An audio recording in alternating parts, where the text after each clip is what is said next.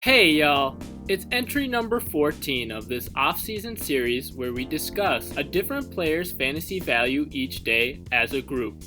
We are another day closer to the start of the 2022 NFL season.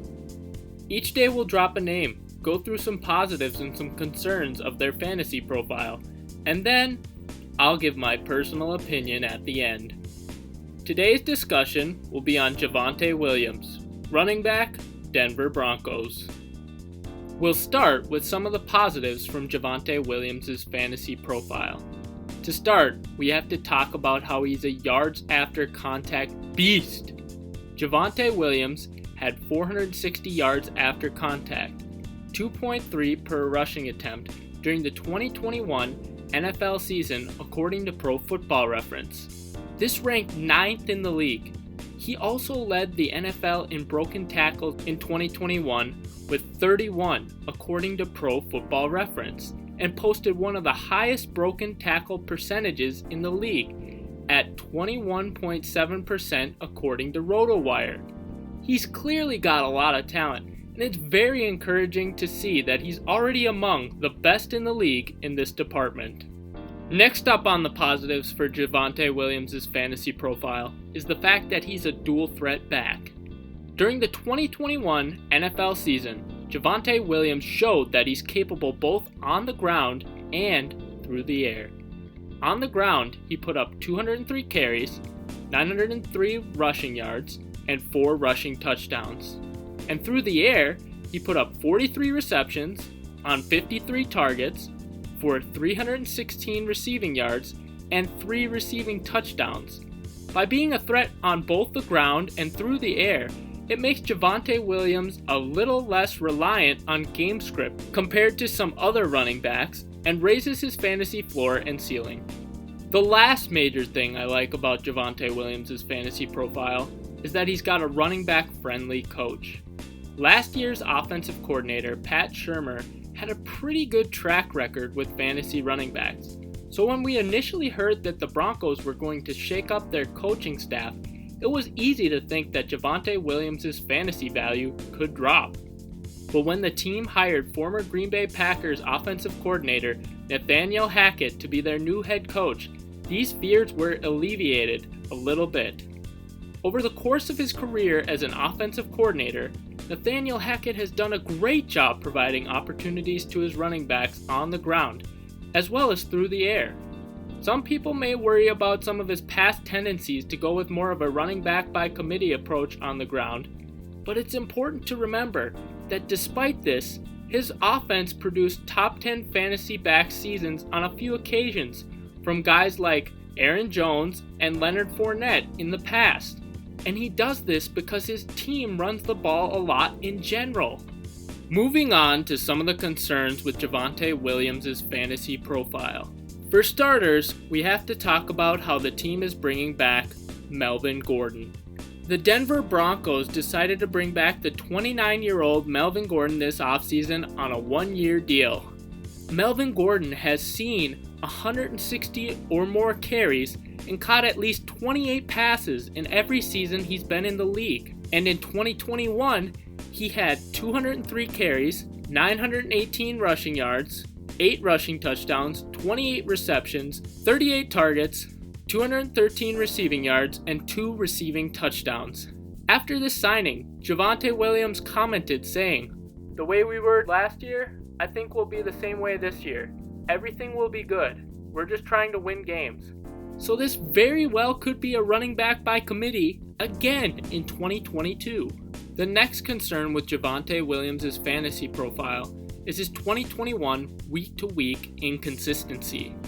In .5 PPR formats, Javonte Williams had 2 out of 17 games where he scored between 0 and 5 fantasy points, 7 out of 17 games where he scored between 5 and 10 fantasy points, 5 out of 17 games where he scored between 10 and 15 fantasy points, 1 out of 17 games where he scored 15 to 20 fantasy points, and 2 out of 17 games where he scored over 20 fantasy points according to fantasy data.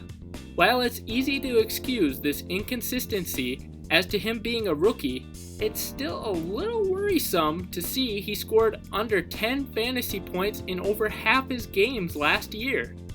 The third and final major concern with Javonte Williams' fantasy profile is his red zone usage. Last year, Javonte Williams had 29 carries inside the 20, 21 carries inside the 10, and 9 carries inside the 5, according to Pro Football Reference. These numbers are okay, but factoring in his ADP, he's going to need more red zone opportunities in 2022 to live up to his high expectations. Some additional thoughts on Javonte Williams. In terms of total fantasy points, Javonte Williams finished as RB18 in standard, RB17 in .5 PPR, and RB17 in full PPR formats during the 2021 NFL season. Over the course of his 34-game college career, Javonte Williams had 366 carries for 2,297 rushing yards and 29 rushing touchdowns on the ground. Through the air, he had 50 receptions for 539 receiving yards and 4 receiving touchdowns. In addition, in his college career, Javonte Williams led the NCAA in missed tackles and was second in gains of 15 or more yards during the 2020 season.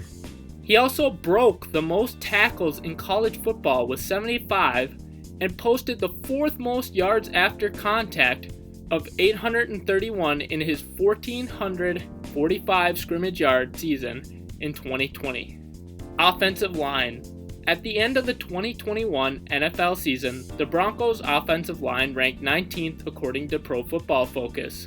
3 of their 5 offensive line spots should be the same: left tackle Garrett Bowles, left guard Dalton Risner, and center Lloyd Cushenberry III.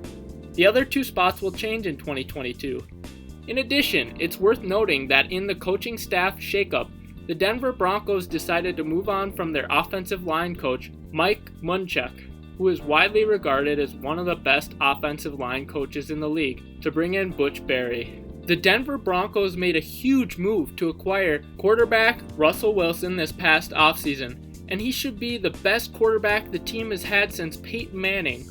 This likely results in more scoring opportunities for the team, but how will it impact the run-pass split? Personal opinion.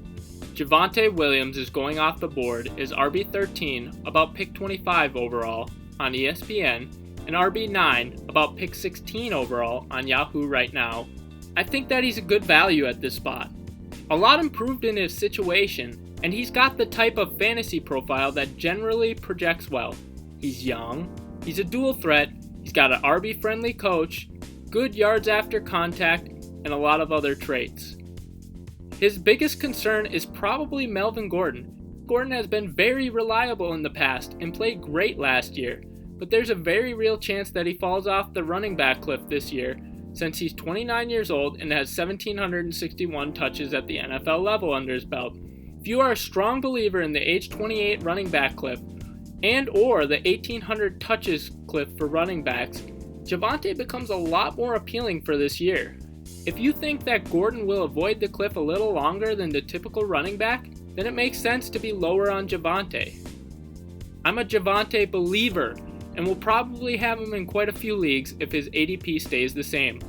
For each of these entries, we will highlight a charitable cause that the player is passionate about. Javonte Williams' My Cause My Cleats in 2021 was for the American Cancer Society. Here's a link to that charity below. And that's it for today's entry. If you have a player that you'd like to see covered in the video format of the A Player a Day series, drop a comment below.